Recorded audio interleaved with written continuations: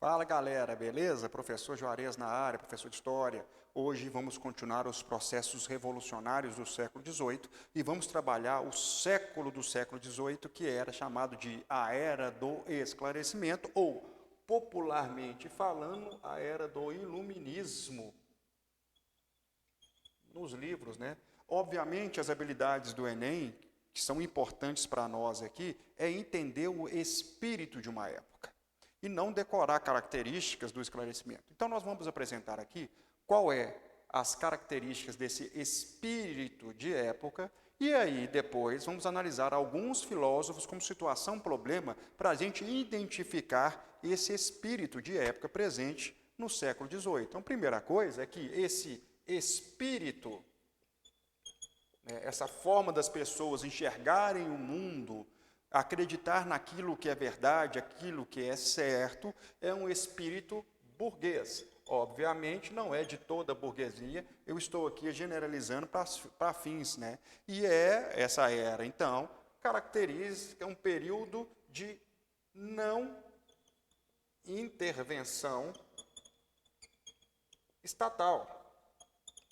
E por quê, professor, que é um período de não intervenção estatal? Porque existem leis naturais.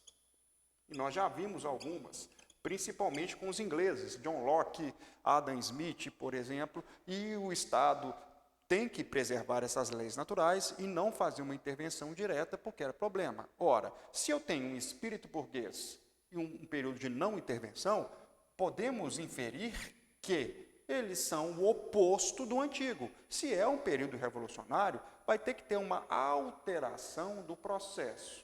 Obviamente que a cultura que está sendo formada aqui, ela contém traços e nuances da cultura antiga, mas há uma ressignificação do papel, principalmente em relação ao papel do Estado, em relação ao homem. Então, nós vimos, através disso, aqui da Era do Esclarecimento, de alguns autores, como John Locke especificamente, que esse novo Estado é a antítese, ou seja, o contrário do Estado absolutista. Então, é um novo Estado que é anti-absolutista, uma vez que o Estado é intervencionista. E se é anti-absolutista, obviamente, ele também é anti-mercantilista, porque o Estado não pode intervir na economia.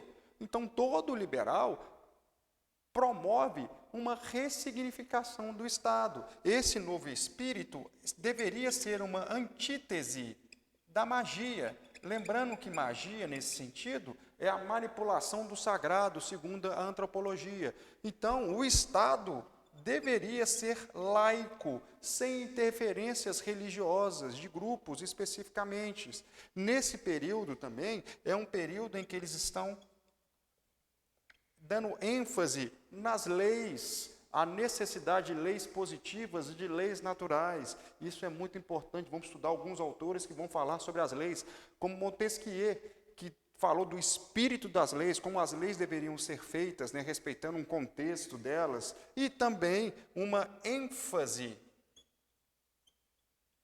principalmente ao trabalho como mola propulsora humana. O trabalho é muito importante para todo filósofo iluminista.